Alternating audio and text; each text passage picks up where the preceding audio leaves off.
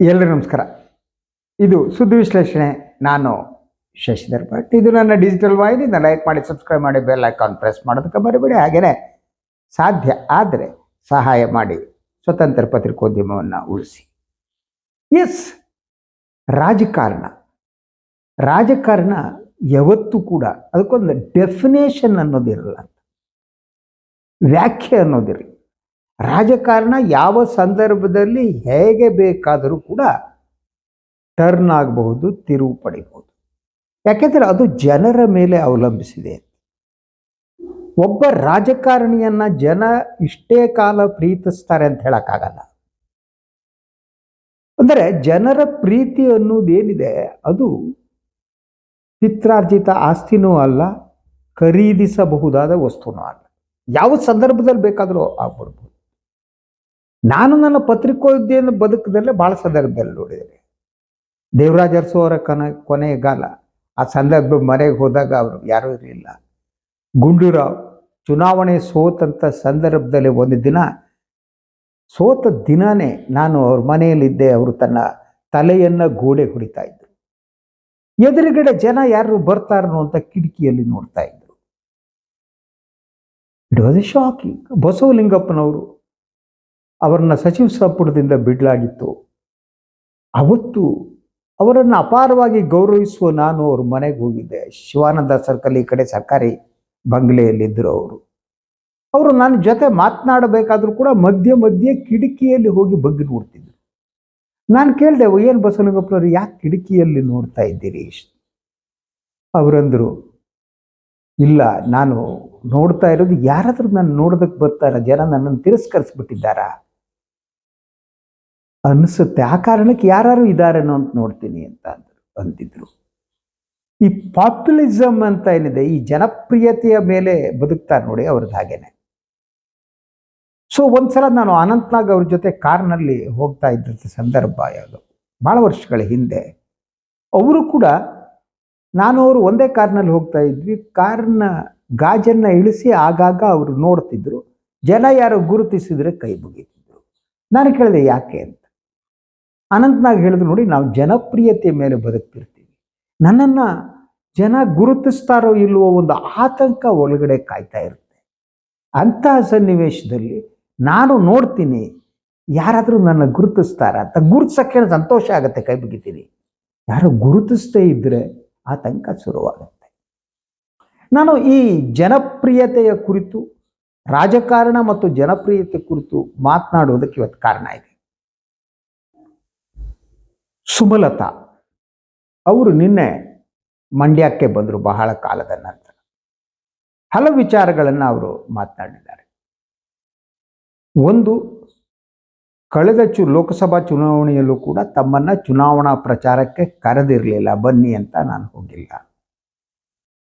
ಈ ಬಾರಿ ಚನ್ನಪಟ್ಟಣದ ಚುನಾವಣೆಗೂ ನನ್ನನ್ನು ಕರೆದಿಲ್ಲ, ನಾನು ಹೋಗಿಲ್ಲ. ಕರೆದರೆ ಹೋಗ್ತೇನೆ, ಅಥವಾ ನಮ್ಮ ಪಕ್ಷ ಏನಿದೆ, ನಮ್ಮ ಪಕ್ಷ ಅಂದರೆ ಅದು BJP ಪಕ್ಷ, ನಮ್ಮ ಪಕ್ಷದ ಅಭ್ಯರ್ಥಿ ಇದ್ದೇ ಹೋಗ್ತಿದ್ನೇನೋ.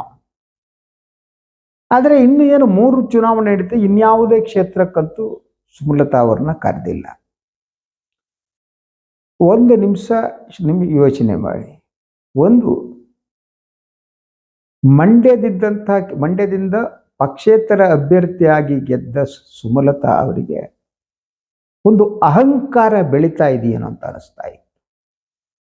ಆ ಅಹಂಕಾರ ಬೆಳೀತಾ ಬೆಳೀತಾ ನಾನು ಹೋದಲ್ಲೆಲ್ಲ ನನಗೆ ರಿಕಗ್ನಿಷನ್ ಸಿಗುತ್ತೆ ಅಂದ್ಕೊಂಡಿದ್ರು. ಆ ಕಾರಣಕ್ಕೆ ಮೋದಿ ಅಮಿತ್ ಶಾ ಜೊತೆ ಏನಿದೆ ಒಂದು ಸಂಬಂಧವನ್ನು ಬೆಳೆಸ್ಕೊಂಡ್ರು, ಆತ್ಮೀಯವಾದ ಸಂಬಂಧವನ್ನು ಬೆಳೆಸ್ಕೊಂಡ್ರು, ಅವರ ಮಾತನ್ನು ನಂಬಿದ್ರು. ಸೊ ಅವರಿಗೆ ಕಳೆದ ಲೋಕಸಭಾ ಚುನಾವಣೆಯಲ್ಲಿ BJP ಅಭ್ಯರ್ಥಿಯಾಗಿ ಸ್ಪರ್ಧಿಸಬೇಕು ಅಂತಿತ್ತು. ಆ ಆಶ್ವಾಸನೆಯನ್ನ ಅಮಿತ್ ಶಾ ಕೂಡ ಸುಮಲತಾ ಅವರಿಗೆ ಕೊಟ್ಟಿದ್ರು. ಸುಮಲತಾ ನಂಬಿದ್ರು. ರಾಜಕಾರಣದಲ್ಲಿ ನಂಬಿಕೆ ಯಾವ ಬೆಲೆನೂ ಇರಲ್ಲ. That is a politics. ಅಹಂಕಾರಕ್ಕೆ ಬೆಲೆ ಇರಲ್ಲ. ಅಹಂಕಾರ, ನಂಬಿಕೆ ಎಲ್ಲ ಕೂಡ ರಾಜಕೀಯ ವ್ಯಕ್ತಿಗಳನ್ನ ಮೊಳಗಿಸ್ತಾ ಹೋಗುತ್ತೆ. ಸುಮಲತಾ ನಿನ್ನೆ ಮಂಡ್ಯಕ್ಕೆ ಬಂದ ಸಂದರ್ಭದಲ್ಲಿ ಮಾತನಾಡಿದಾಗ ಅವರ ಅಹಂಕಾರ ಸ್ವಲ್ಪ ಮಟ್ಟಿಗೆ ಕಡಿಮೆಯಾಗಿದೆ ಅಂತ ಅನಿಸ್ತಾ ಇತ್ತು ಅವ್ರ ಮಾತುಗಳನ್ನು ನೋಡಿದರೆ. ಆದರೆ ಸಂಪೂರ್ಣವಾಗಿ ಅಹಂಕಾರವನ್ನು ಅವರು ಕಳೆದುಕೊಂಡಿರಲಿಲ್ಲ. ಸಂಪೂರ್ಣವಾಗಿ ಅವರು ಬಿಜೆಪಿಯ ಮೇಲೆ, ಅಮಿತ್ ಶಾ ಮೇಲೆ, ಮೋದಿಯ ಮೇಲೆ ಇಟ್ಟುಕೊಂಡ ನಂಬಿಕೆ ಕೂಡ ಅವರು ಕಳ್ಕೊಂಡಿದ್ದಾರೆ ಅಂತ ಹೇಳಕ್ ಸಾಧ್ಯ ಆಗ್ತಿರ್ಲಿಲ್ಲ. ಆದರೆ ತಾವು ಕಳೆದುಕೊಂಡಿಲ್ಲ ಅನ್ನುವ ತೋರಿಸುವ ಯತ್ನವನ್ನು ಮಾಡ್ತಾ ಇದ್ರು. ಕಳೆದ ಲೋಕಸಭಾ ಚುನಾವಣೆ ಸನ್ಮಾನ್ಯ ಗ್ರೇಟ್ HD ಕುಮಾರಸ್ವಾಮಿ ಅವರು ಸುಮಲತಾ ಅವರ ಮನೆಗೆ ಹೋಗಿದ್ರು. ಮನೆಯಲ್ಲಿ ಕೂತು ಮಾತನಾಡಿದ್ರು. ಅವರ ಬೆಂಬಲವನ್ನು ಕೋರಿದ್ರು. ಅವರ ಮನೆಯಲ್ಲಿ ಸುಮಾರು ಹೊತ್ತು ಕುಳಿತಿದ್ರು. ಆ ಸಂದರ್ಭದಲ್ಲಿ ಸುಮಲತಾ ಅವರ ಪುತ್ರ ಅಭಿಷೇಕ್ ಕೂಡ ಇದ್ರು. ಆಗ ಸುಮಲತಾ ಅವರು ಬೇರೆ ದಾರಿ ಇರಲಿಲ್ಲ. ಕಾಂಗ್ರೆಸ್ ಅವ್ರನ್ನ ಒಪ್ಕೊಳ್ತಿರ್ಲಿಲ್ಲ ಬೇರೆ ಬೇರೆ ಕಾರಣಕ್ಕಾಗಿ, ಸ್ಥಳೀಯ ಸಂಘರ್ಷ, ಇನ್ನೊಂದು ದಾರಿನೇ ಇರಲಿಲ್ಲ. ಅವರು BJPಗೆ ಆಗಲಿ ಸೇರಾಗಿತ್ತು, ಆಶ್ವಾಸನೆ ಪಡೆದಾಗಿತ್ತು. ಮುಂದೇನೋ ಒಳ್ಳೇದಾಗುತ್ತೆ, ರಾಜ್ಯಸಭೆಗೆ ನಾಮಿನೇಟ್ ಮಾಡ್ಬೋದು ಅಂತ ಅಂದ್ಕೊಂಡಿದ್ರು, ಎಲ್ಲ ಅಂದ್ಕೊಂಡಿದ್ರು. ಆದರೆ ಈ ಮಾತುಕತೆಯ ನಂತರ ಚುನಾವಣಾ ಪ್ರಚಾರಕ್ಕೆ ಕುಮಾರಸ್ವಾಮಿ ಸುಮಲತಾ ಅವರನ್ನು ಕರೀಲೇ ಇಲ್ಲ. ಎಷ್ಟರ ಮಟ್ಟಿಗೆ ನೆಗ್ಲೆಕ್ಟ್ ಮಾಡ್ಬೋದು ಮಾಡಿಬಿಟ್ರು. ಯಾಕಂದರೆ ಕುಮಾರಸ್ವಾಮಿ ಕೆಲಸ ಆಗೋಗಿತ್ತು. ಸುಮಲತಾ ಇಂಡಿಪೆಂಡೆಂಟ್ ಆಗಿ ಸ್ಪರ್ಧಿಸ್ತಾ ಇರಲಿಲ್ಲ, BJPಗೆ ಸೇರಿ ಆಗಿತ್ತು. ಅವರ ಹಾದಿ ಸುಗಮ ಆಗಿತ್ತು. ಸೊ BJP, ಸನ್ಮಾನ್ಯ ಅಮಿತ್ ಶಾ, ಮೋದಿ, ಅದರ ಜೊತೆಗೆ ಕುಮಾರಸ್ವಾಮಿ ಮೂವರು ಕೂಡ ಸುಮಲತಾವನ್ನು ಕೈಬಿಟ್ಟಿದ್ರು. ಕೈಬಿಟ್ಟು ಅದು ಹ್ಯಾಕೆ ಕೈ ಬಿಟ್ಟಿದ್ರು, ಎತ್ತರಕ್ಕೆ ಎತ್ತಿಬಿಟ್ಟು ಕೆಳಗೆ ಹೊತ್ತಾಕದಾಗ ಸುಮಲತಾ ಒಳ್ಳೆಯ ದಿನಕ್ಕೆ ಕಾಯ್ತಾ ಇದ್ರು. ಆ ಒಳ್ಳೆಯ ದಿನ ಬರಲೇ ಇಲ್ಲ. ರಾಜ್ಯಸಭಾಗೂ ನಾಮಿನೇಟ್ ಆಗಿಲ್ಲ, ಇನ್ಯಾವುದೂ ಅವ್ರಿಗೆ ಸಿಕ್ಕಿಲ್ಲ, ಹಾಗೇ ಇದ್ರು. ಅದೇ ಸಂದರ್ಭದಲ್ಲಿ ಸುಮಲತಾ ನಿನ್ನೆ ಆಡಿರುವ ಇನ್ನೊಂದು ಮಾತು ಏನಿದೆ, ಅದು ದರ್ಶನ್ ಸಲುವಾಗಿ. ನನ್ನ ಉಸಿರಿರುವ ತನಕ ದರ್ಶನ್ ನನ್ನ ಮಗ ಇದ್ದ ಹಾಗೆ. ದರ್ಶನ್ ಬಹಳ ಒಳ್ಳೆಯ ಹುಡುಗ, ಅವನಿಂದ ಇಡೀ ಚಿತ್ರರಂಗ ಉಳಿದುಕೊಂಡಿದೆ. ಅವರು ಕಾಟೇರ ಸಿನಿಮಾ ಚಿತ್ರರಂಗ ಸಮಸ್ಯೆಯನ್ನು ಬಗೆಹರಿಸ್ತು. ಹೀಗೆ ಸಾಕಷ್ಟು ದರ್ಶನನ್ನು ಹೊಗಳುವ ಮೂಲಕ ದರ್ಶನ್ ಮಾಡಿದ ಕೃತ್ಯ ಇದೆಯಲ್ಲ, ಆ ಕೃತ್ಯವನ್ನು ಮರೆಮಾಚುವ ಮತ್ತು ನ್ಯಾಯಾಲಯ ಅವ್ರು ಬಿಟ್ಟು ಬಲ್ಲೆ ಅನ್ನುವ ಮನಸ್ಥಿತಿಯನ್ನು ಸುಮಲತಾ ವ್ಯಕ್ತಪಡಿಸಿದ್ರು. It was shocking. ಒಂದು ಕಡೆ ಮಂಡ್ಯದ ಜನ ಅವರನ್ನು ಮರೆತಿದ್ದಾರೋ ಇಲ್ಲೋ ಗೊತ್ತಿಲ್ಲ, BJP ಅವರನ್ನ ಮರ್ತಿದೆ, ಅಮಿತ್ ಶಾ ಮರ್ತಿದ್ದಾರೆ, ಮೋದಿ ಮರ್ತಿದ್ದಾರೆ, ಕುಮಾರಸ್ವಾಮಿ ಯೂಸ್ ಮಾಡಿ ಹೊತ್ತಾಕಿದ್ದಾರೆ. ಈ ಕಾರಣಕ್ಕಾಗಿ ಎಲ್ಲ BJP ನಾಯಕರನ್ನ ಭಾಳಷ್ಟು ಜನ ಯಡಿಯೂರಪ್ಪನಿಂದ ಪ್ರಾರಂಭ ಆಗಿ ಯಡಿಯೂರಪ್ಪನ ಮಗ ವಿಜಯೇಂದ್ರ, ರಾಘವೇಂದ್ರ ಎಲ್ಲ ಪ್ರಚಾರ ಮಾಡಿದ್ರು ಕೂಡ ಚನ್ನಪಟ್ಟಣದಲ್ಲಿ ಸುಮಲತಾನ ಕರೆದೇ ಇಲ್ಲ. ಆಗ ನೋಡಿದ್ರೆ ಮಂಡ್ಯ ಮತ್ತು ಚನ್ನಪಟ್ಟಣಕ್ಕೆ ಹೆಚ್ಚು ದೂರ ಇಲ್ಲ ಅಲ್ವಾ. ಮತ್ತೆ ಸುಮಲತಾ ಅಂಬರೀಷ್ ಅವರ ಶ್ರೀಮತಿ ಆಗಿರುವುದರಿಂದ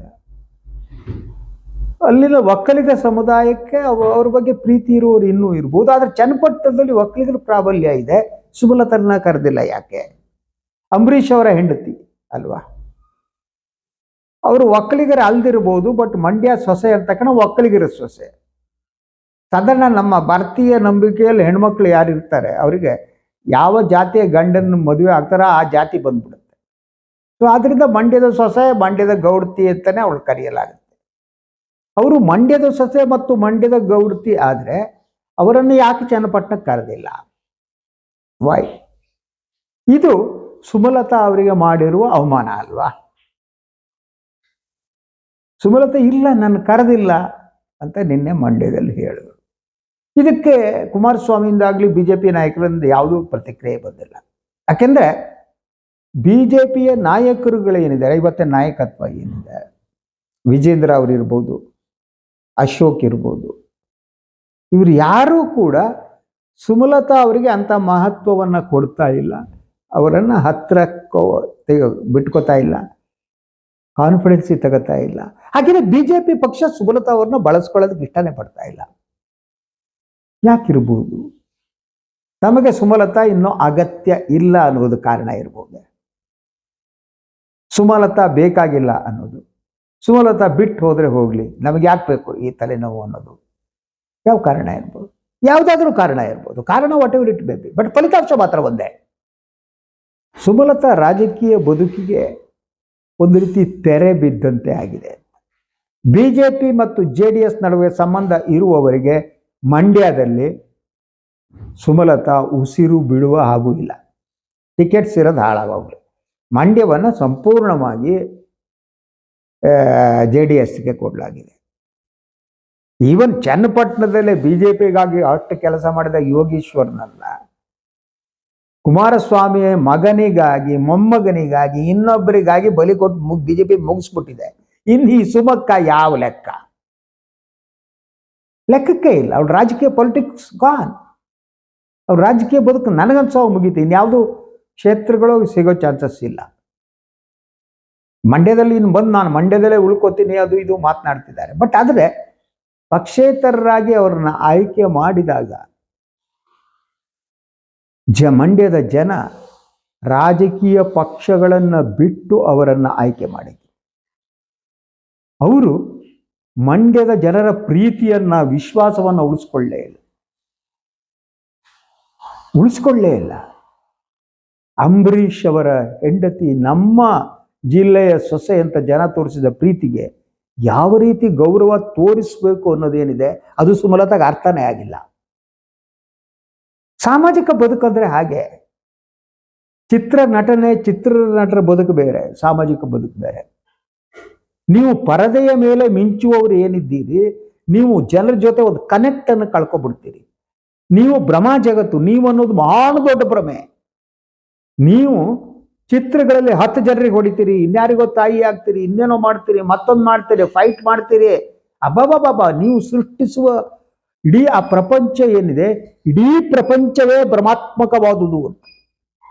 ವಾಸ್ತವಿಕ ಹಾಗಲ್ಲ.